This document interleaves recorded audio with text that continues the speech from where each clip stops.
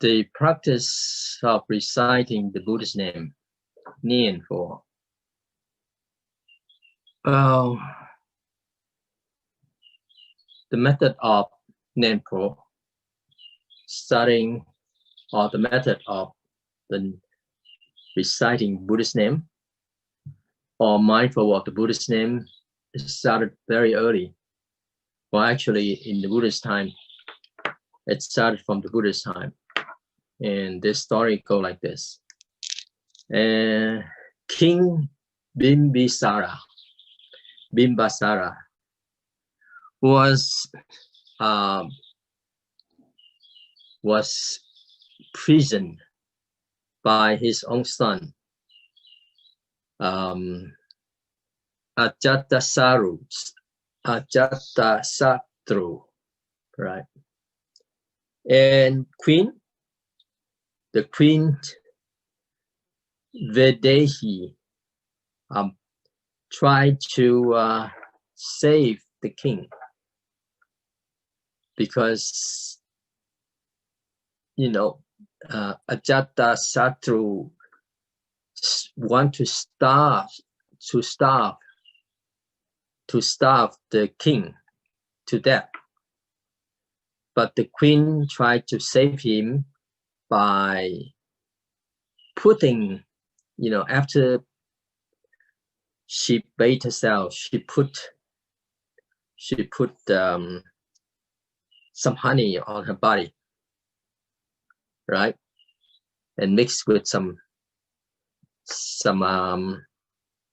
kind of wheat, something like that. So to visit the king in the prison so that he could survive. And well, the king somehow did not die because of that. But when he was in the prison, the king was like contemplate on where the Buddha was at that time and asked for his help. And after more than 20 days or something like that, then the Prince Ajatasattu asked the god to see if his father is still alive. So the god told the prince all the story. Therefore, Ajatasattu was very upset.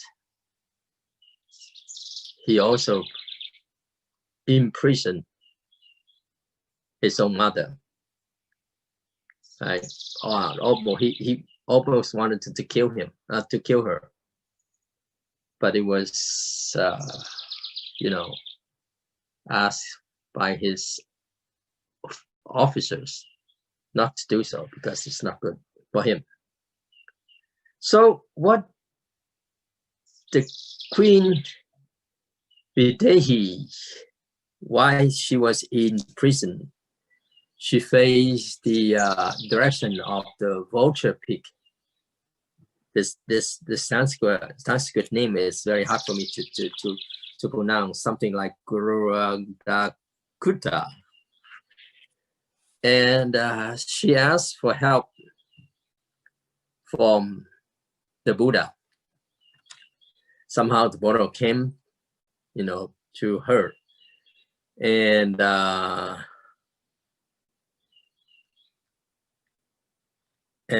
the queen said that she did not want to stay to live in this world anymore. It's too much suffering. So what the Buddha told her to do is to use the method of the so-called contemplate on the Buddha of the Western Pure Land, which is Amitabha Buddha. But this kind of contemplation is not the method of reciting Buddha's name, but it is like a visualization of, from starting from the sunset and then in that direction, visualize the sun, and then the sun is going down into the water, and visualize the water and things like that, until visualize that the far away world there is a Pure Land called Western Pure Land, and all the beautiful thing about Western Pure Land was there. And this actually is not so easy to do, you know, visualization, right? And it go on all the details until one visualize even the figure of the Buddha and the two assistants by the Buddha's Amitabha Buddha's two sides. So that is where we know about the method of mindful of the Buddha, actually mindful of the Buddha. So, and this is one case. Very obviously, it's written down, and it's written down in the scripture. And then in the Buddha's time, his disciples, the monastics, also travel, you know, around. Some will travel into a very remote area of the woods, and somehow they were afraid, they were scared, they were frightened. So they came to the Buddha, asked for help from the Buddha. So at that time, the Buddha told them that what you could do is that you recite the name, just recite the name of the Buddha. Say homage to the Buddha. Well, of course, there are three things. You could say homage to the Dharma, homage to the Sangha, and also, you know, another one that homage to the heavenly beings, things like that. So this again is a way of recitation, right? And once they you know, because Buddha represents the awakened one, the one that is with the completion of wisdom and compassion. So they are in tune, in accord with that feeling, and they feel at ease, they feel peace. So when Buddhism was passing down to you know, going down, passing to spread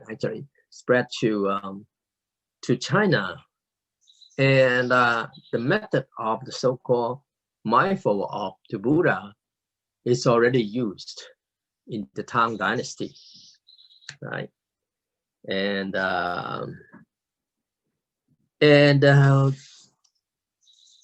instead of visualizing, it developed so that they are just reciting the name of the Buddha as a method of practice.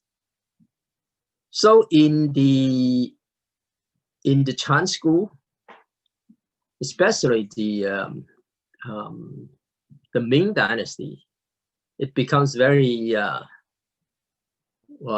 widespread that so many people will recite the Buddha's name. And of course, for the Pure Land school, one is the Chan school, the other one is the Pure Land school. They will also use this method. But I'm sorry. But reciting the Buddha's name here doesn't have to be just the name of Amitabha Buddha, because there are many Buddhas that they could recite. They could choose from. They could choose to recite the name of Amitabha Buddha, the name of Medicine Buddha, the name of the future Buddha, which is Maitreya Buddha, right? So you could recite that too. And also not only the name of the Buddhas, but they could recite the name of the great Bodhisattvas. Properly, namely, his name of the Guan Yin Avalokitesvara Bodhisattva, And then the earth store Bodhisattva, which is Sitika Braja Bodhisattva, or the name of Manjusri Bodhisattva, right?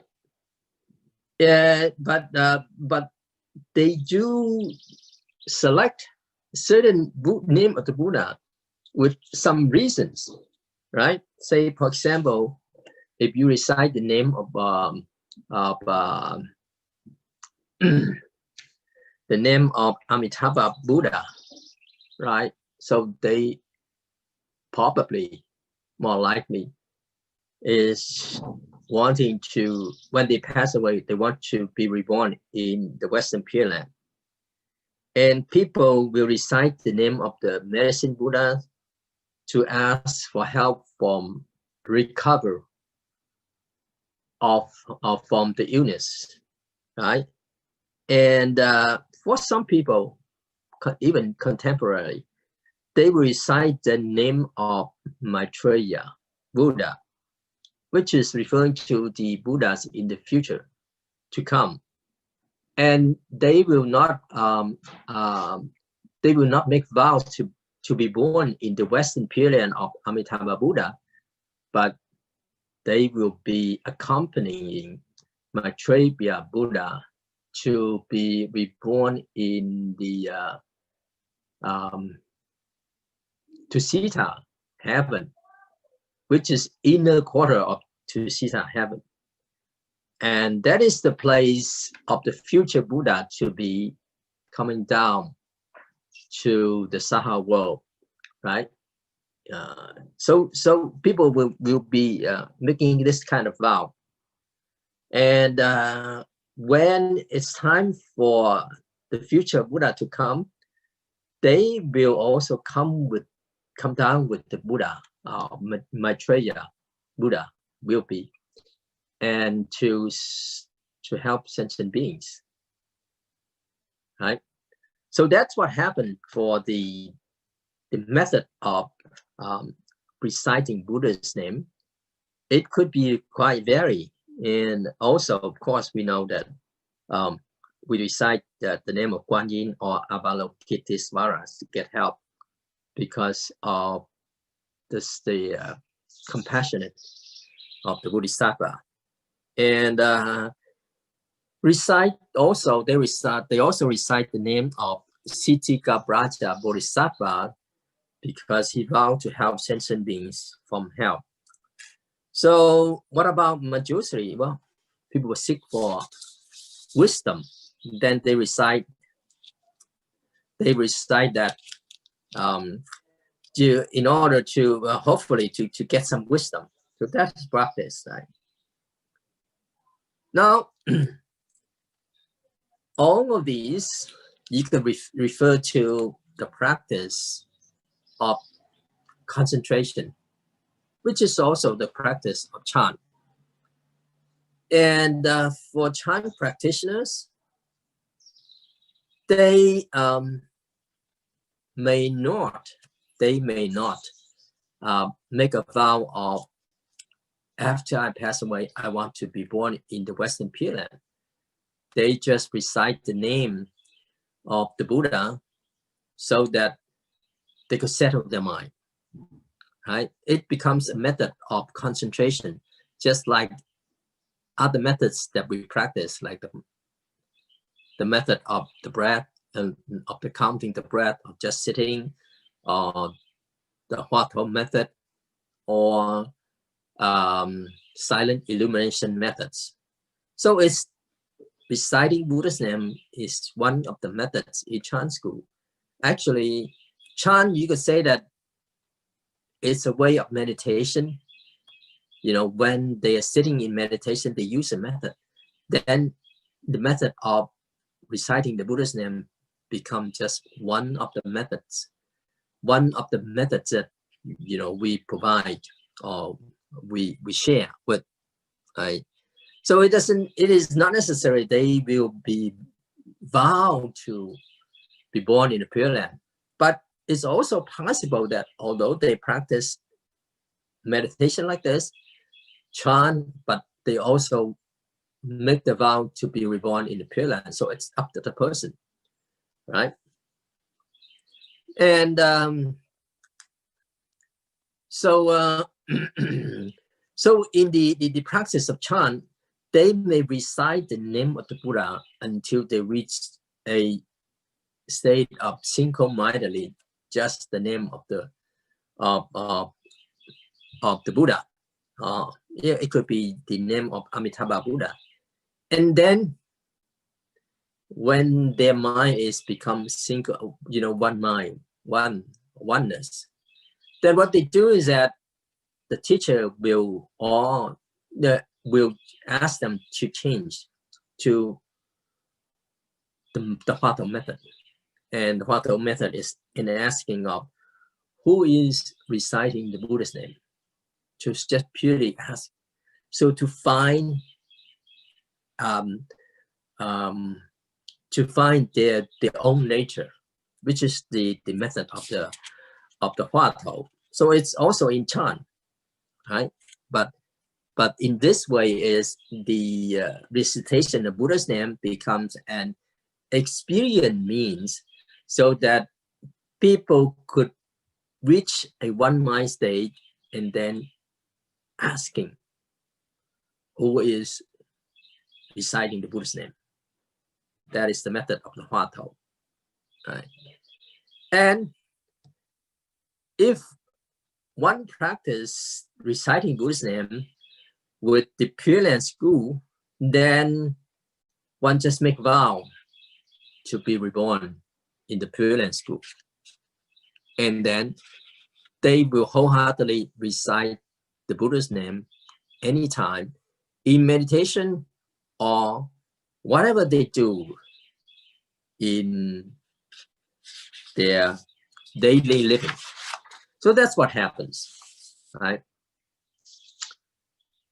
And how do we do the recitation method is that, well, there are two ways of doing it. One is reciting it in such a way that it's with a scattered mind. I'm referring to anytime. You don't have to sit down and in meditation, but anytime you just recite the name of the Buddha. Whatever you do, you go to use the toilet, you go to the bathroom, you take the shower, you eat, you walk, and even when you're walking, just silently, you recite the name of the Buddha, right? But of course, they will have different approach to it.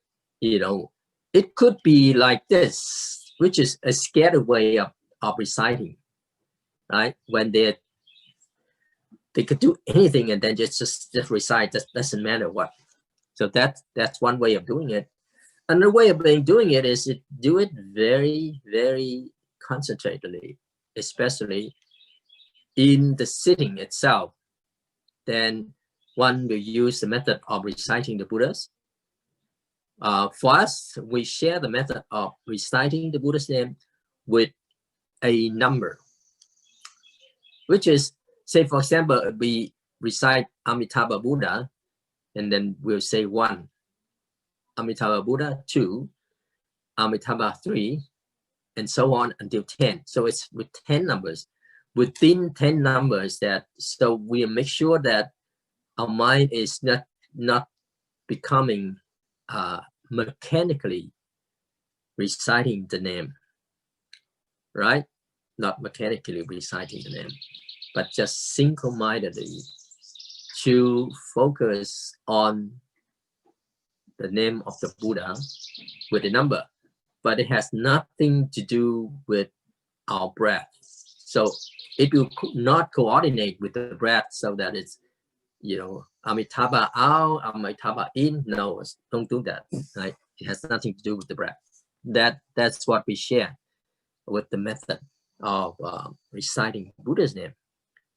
And then there is another way of reciting Buddha's name, which is reciting in a way that is, it's called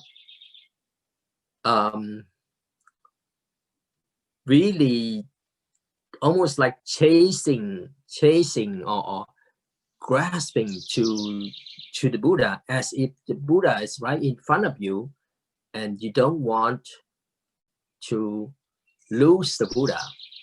So in that way, it's more intense or more tense in following the Buddha. So you don't want to have any gaps actually. So it's like if we do the method in a group, when they are doing the walking and they walk fast, and then they just do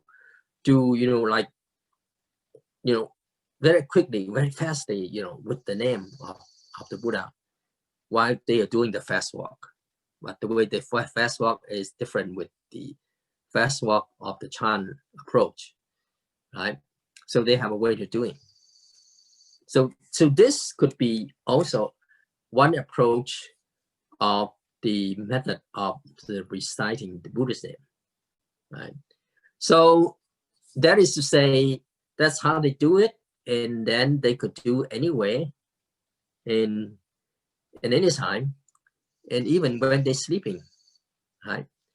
But if someone is very, very good at reciting the Buddha's name, then they could recite many times in a day, maybe 10,000, 20,000, or even more,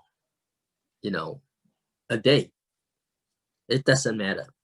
So, but the thing is that the important thing is that how to practice so that you are single-mindedly, everything you see is the name. Everything you see, everything you're in contact with, everything, it included your mind, just with the name of the Buddha. So that could be quite concentrated, you could say that. And once you're familiar with it, is almost like effortless because it's automatic. But it could lead you to a very settledness of the mind. The reason for it is that because we don't have other wandering thoughts, so that we are just with the name of the Buddha.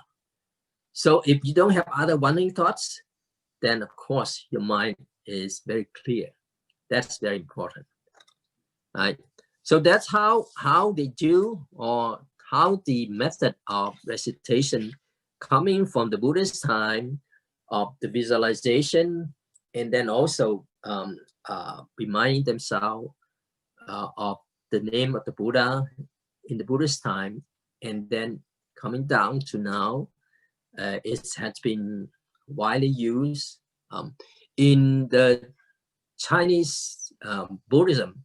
Two schools that are very widely used up until now. One is Chan school, the other one is a Pure Land school, where in the Pure Land school, they recite the Buddha's name and they vow to reborn in the Western Pure Land, but they also need to make a lot of affinity with people when they are alive, which is to make offerings, to conduct, to keep a good conduct, and be upheld to many people, so that they accumulate the good merits, so they could be reborn in the Western Pure Land. So that is for tonight, not today's talk. Now comes the questions. Let me see. First one is the reciting the Buddha's name, the Nian for method in Chan, the same as the reciting the Buddha's name method that is practiced by Pure Land lineage?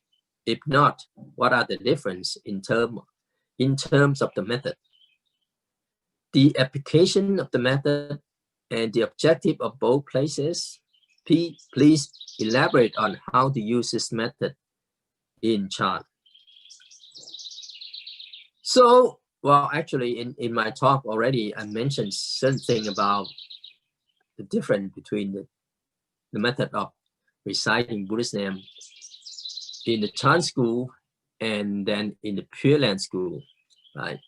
If you don't make the vows and you just practice the method, it's just like any methods of chant, right?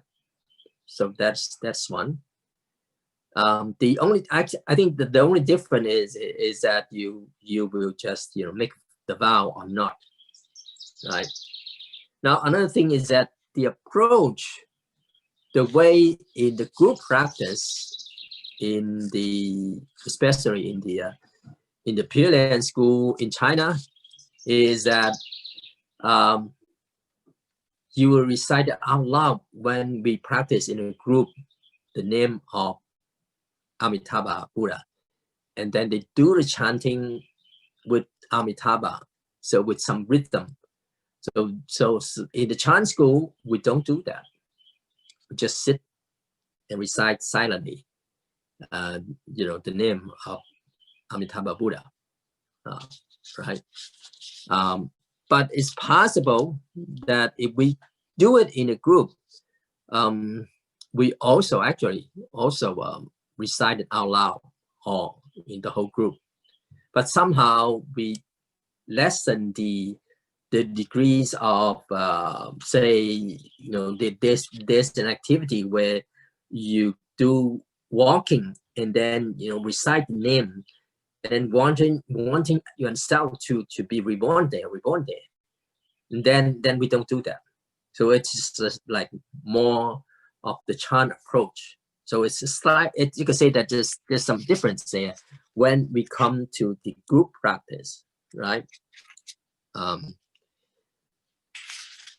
of course we do it with a number. That's the approach that we do. So the follow one is that when we recite, do we have to say it verbally or can we just recite silently? You could do it both ways, right? Because when we're in a group practice where everyone is reciting verbally out loud, then everyone follow to do this way. And then when in sitting meditation, then we just silently recite, right? So both approaches are okay. Question number two. Once Master Seng Yen told a story that if a person in a retreat could not recite the Buddha's name because he kept thinking about his girlfriend, then he could recite girlfriend 1, girlfriend 2, girlfriend 3, etc. So does it mean that we can change the words, the Buddha's name, with any words relevant to the thing that bothers us at that time? If we can change, will that reduce the effectiveness of the recitation? Now, the case where this question is raised actually is more of a personal cases, individual cases, that it happens that the person could not help it but thinking of his own girlfriend so intensely. So it just become an experience means at that time. Once the person is more settled, then they should be returning to the name of the Amitabha Buddha, right? Now, give an example. If you say that, okay, whatever I'm thinking of that is bothering my mind so much, I just reciting it. You need to be careful, about this thing, is that if you recite something very hateful about certain things, it could be in trouble, right? Now we know that the name of the Buddha referring to the one that is awakened, right? And if you have a lot of anger towards some people, you recite the name of the person, what happens is that you become more and more angry, So that one we should be aware that we should avoid in doing.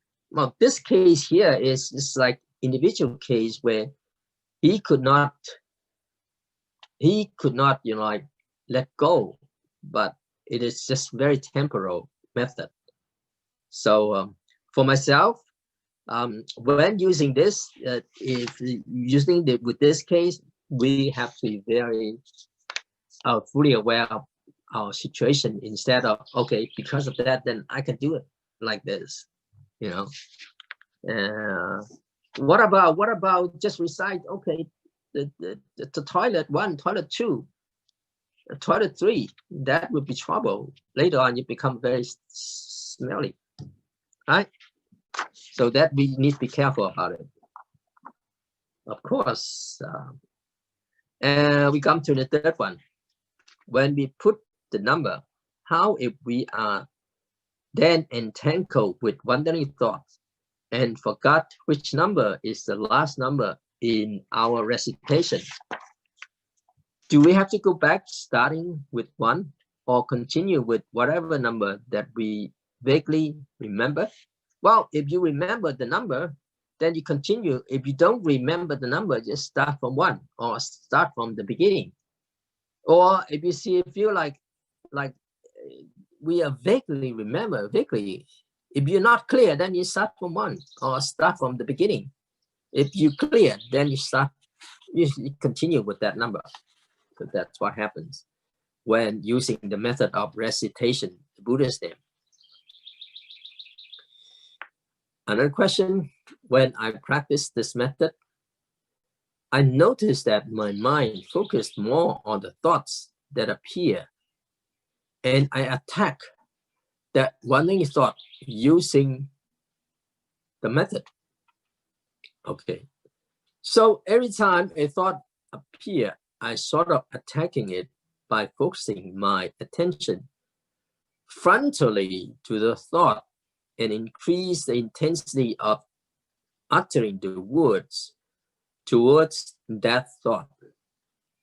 So I even pay attention more on the wandering thoughts to appear. I was even waiting so that I could attack and made it disappear. Is it a common tendency for beginner? Is it possible for someone who has practiced it for years and still using the method incorrectly without realizing it? Why? Well, first of all is that we are reciting the Buddha's name. And could be that we recite the Buddha's name in a way that is so mechanical, and then we're thinking of something else. That's what happens, right? Now, this approach here is because of the wandering thoughts. I want to attack the wandering thought by using my recitation intensely. That could be a trouble of you will become very tense because one just want to catch the wandering thoughts. And with that intention, one will become quite tense. There's a method of our Sugong that he taught us is that using a method just like a cat that is watching the hole of a mouse, and so that it won't let the mouse come out. So the mouse referring to the wandering thoughts, right? So it's watching the hole here referring to the method actually. Now the thing is that people misunderstood by rather watching the hole so that the mouse will not come out. It becomes that they put more attention to the mouse to come out. What happened is that, okay, if you have one mouse that coming out from the hole, okay, then you chase after the mouse, right? And you forget about the hole. And then another mouse come out from the holes again. And then you come and catch the second mouse. And then the third one come out, and then you come back to attack the third mouse. Then you will be very busy. If you're busy, then you become tense. So this approach is not appropriate, and it's not correct in a way that you're not really wanting to catch the mouse, which is the wandering thought, but just keep yourself with the hole. Just watch it so that the mouse will not come out. So that is to say, you use your method and stay with your method. You keep your method, so that you don't have the wandering thoughts. And you also need to be really careful with it, because in this approach, some people will find it useful and they have the ability to do so. But for some people, they find it quite tense. They become tense up if they use this approach of really you're watching very, very carefully. That become tense. So the approach is that for some people, yes, maybe they could use the method of watching the whole. Now, I'm still emphasizing on watching the whole, not watching the wandering thoughts. Right? Right. So this is to say, you stay with your method. You stay with your method. Right. And when wandering thought comes, don't follow it. Just let it come, and it goes away by itself. Right. So that's what happened in using this method. We have to be careful, because is it possible for someone who has practiced for many years and still using the method incorrectly? Yes, you have to be careful in using it. It's a good way to it's good that you raise these questions. Right? You don't need to attack your wandering thoughts. Actually, just ignore it and then just be with your method.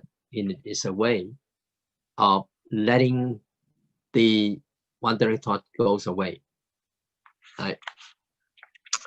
Number 5, once I aim to do 6,000 recitations on daily basis. After using the methods for some time, I would automatically remember every word. So when I recite, it became autopilot, and I even could multitask by doing other things. As long as I can achieve that number, 6,000 recitation, will that be okay? How to put my attention wholeheartedly on the method? Okay, as I said, some people do recite it with a scattered mind. But if you want to do it wholeheartedly, then you should put more attention on the quality of the method of reciting Buddha's name, rather than put emphasis on the quantity, which is how many times that you do. You should not use that approach, because it becomes like mechanical. It becomes autopilot, and you just repeat, but they don't have any quality in there. And then of course you become multitask in doing things. So if you want to do it wholeheartedly, you have to do it, with emphasis on the quality. Do you do it with a single-minded attitude? Right? Because now, if you want to reach the goal of 6,000 times and then you cannot do it, then you will squeeze your time. You will become tense up, and then sometimes you want to reach that number. You will do it so that your mind will be very, very tense, just because you wanted to reach it 6,000 times or even 10,000 times, right? So this approach is not so good in using, but we just recite it with a very relaxed manner, but consistently. That's the approach that you should do. Okay, that's number 5. Number 6, how do we approach the practice as the method uses thought over mental aspect to pacify the mind? Do we still need to regulate the body first, started with 8 moving and check the posture, body scanning, etc.? Why? What is the relevance between body tension and wandering thoughts with this recitation practice? Well, if you want to do the approach with a chant practice, then what we do is that we emphasize more on the foundation of relaxations. So how to do it so that we go step by step from exercise to sit down and to relax the body and then scan the body, so that we go step by step. Even join the palms in the beginning of sitting, we just settle ourselves more and more. It's like a gradual approach of letting ourselves into the meditation mood. You can say that. So that helps. That really helps. So if you use if for some people, if they are familiar with the method of reciting the Buddha's name, they could just recite so that they could even relax. That's okay. You don't have to do this, exercise or whatever, but you need to make sure that you could do it. Then the recitation will help you to relax, and then you just relax, and then continue with relaxation and using the method of the recitation. That's okay. But you know that in our daily life we're very busy, and then usually we are not stable enough. You're up and down, chaotic life schedule. Then we do all these things just help us to get better into the method, right? So settle. That's what we do, right? So it depends on you. Of course, the body tension, it's go like this. If you're tense with certain things, and then the mind become tense, and if our mind is very tense, our body is also tense. So we need to somehow work it out so that body and mind are relaxed, and then we could use the method, our meditation method. Number 7, when I recite, I could feel that the body is so restless. So I often move parts of my body to distract myself from boredom. How to make myself feel passionate about doing the practice, which feels so monotonous. I also often felt the impulse of wanting to recite faster so that I could finish it soon. How to relax these impulses? Now, again, this is very similar to the question of either you emphasize on quantity or quality. Of course, we want quality, not quantity. Because even if you could finish, so what? Your quality is not good, right? As the thing with it is that we want to reach the stableness of the mind, the relaxation of the body, and the clarity of the mind, you cannot rush in doing so. So don't ever want to do, rushing in doing something, because it will tense up ourselves. So what about feeling boredom? Like here, it's that it's like it's just repeating something like this. Well, the thing is that, first of all, if our mind is really settled, then the simpler one is better for the mind, and you feel, even with something very simple, you feel the richness right there, because you could single-mindedly doing it. Now, if the mind is not settled and you just want to finish it, then it's with a rushing of the mind, your mind cannot settle. Of course, you'll feel bored because you just keep on repeating it yourself. So that part, you need to know that, what exactly is your approach, right? So that's the thing. Another thing is that, why do we feel boredom? There are a few reasons. One, maybe you're tired. The second thing is that you're not interested in it. You have to see for yourself very clearly. Are you interested in it? No, okay.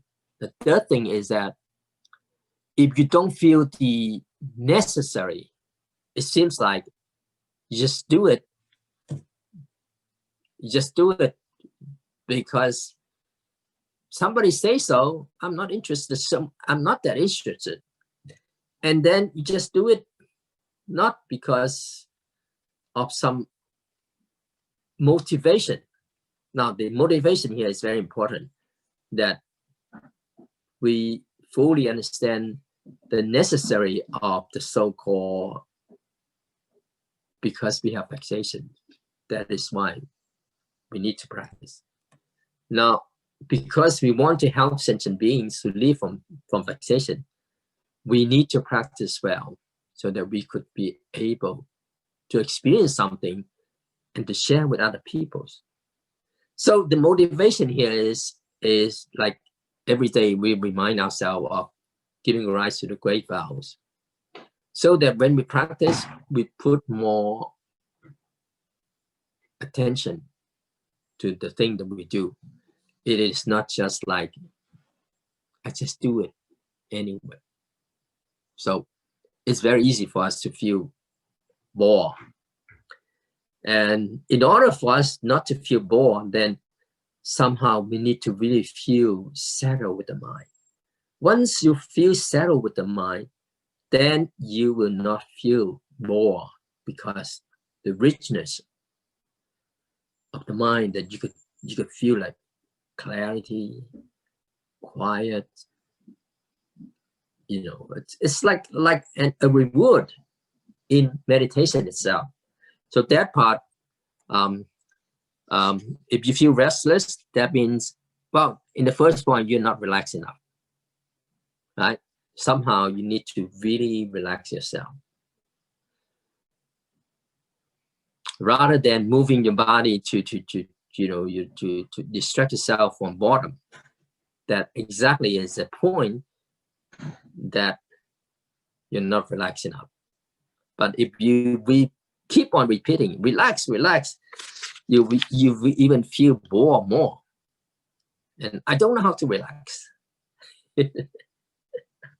Somehow we need to feel here and there, that's so nice, that you don't feel that bored. Okay, another question. My understanding is that reciting the Buddha's name in chant is an alternative option for chant practitioners who find it difficult to practice with the breath or the body. Can this practice lead us to awaken? Well, for some people with problem with, some people with problem with the breath. Not so much that they are not not settle with the method of breath, but it's physically it's possible that the breath is very shallow. Another thing is that when they have a cold, they could not really breathe through their nose. Then they have trouble with that. So you can say that, and then for some people in the beginning when they approach the practice, they approach the practice with the method of recitation Buddhist name right away.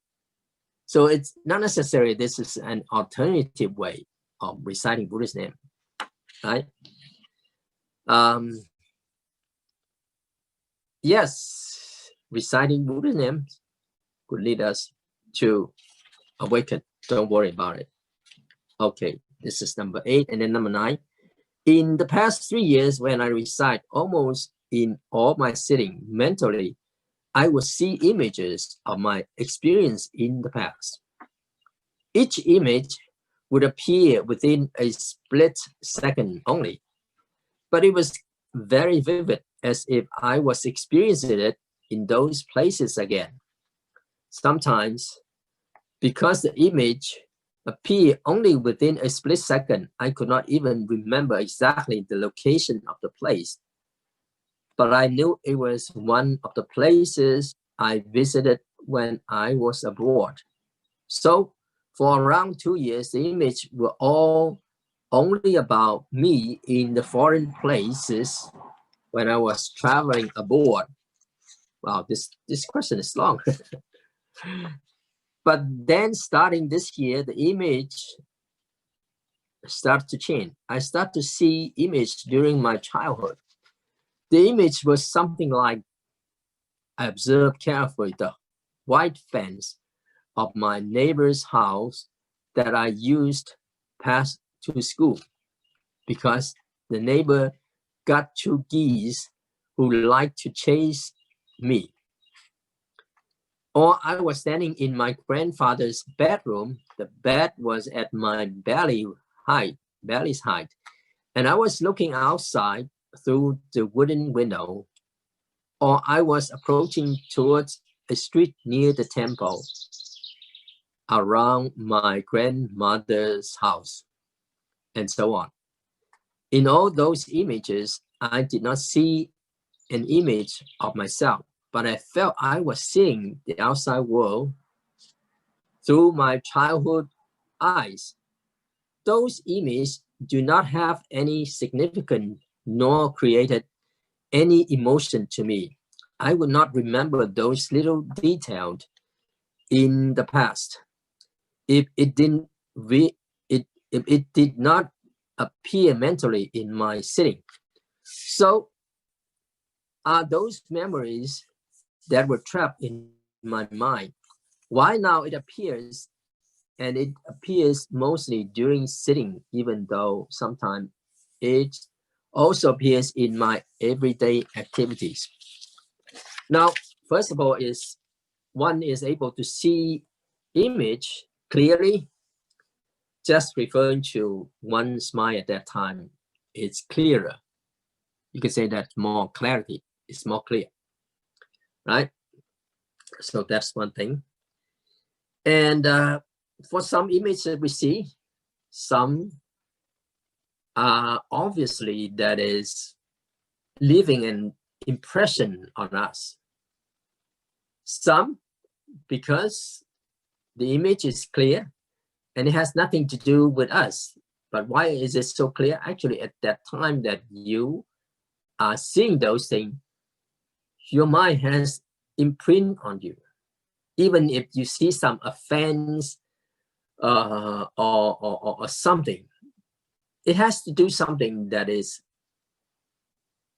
imprint in our memory, so that in meditation, it just come up. It's very natural. Well, the thing is that whatever that is, something that has nothing to do with you, or nothing that is important, or something that is could trigger you because it leaves a very deep impression on you, you just ignore them. They come and they go by themselves. Don't pay attention to them. Just return to your method that you're practicing right now. Now, the thing that we know, okay, why we think about these things, probably because we still have a lot of clinging to that thing, either desire or either rejecting this, right? You just ignore them, and you don't have to analyze reason why and things like that, but you just come back to your method. That is the safe side of it. Now, image comes, thoughts comes, it's very natural. It's going through the process of cleansing. Therefore, you see some image to certain time, and then later on, you see some other image in certain area differently. That's okay, because Sugong once said that our mind is just like a 1,000-year septic tank. Now, when we meditate, we are unearthed the septic tank, which is covered by a very thick skin of the dropping that we did, so we don't feel it. But now in meditation, we start to unearth them so that they come out. So it's very normal. The thing is that let them come to the sun, and then they will disappear, right? So we don't worry about this, and then we don't have to analyze this, but just come back to the method. That's very important, right? Don't follow them. Okay, so we finished.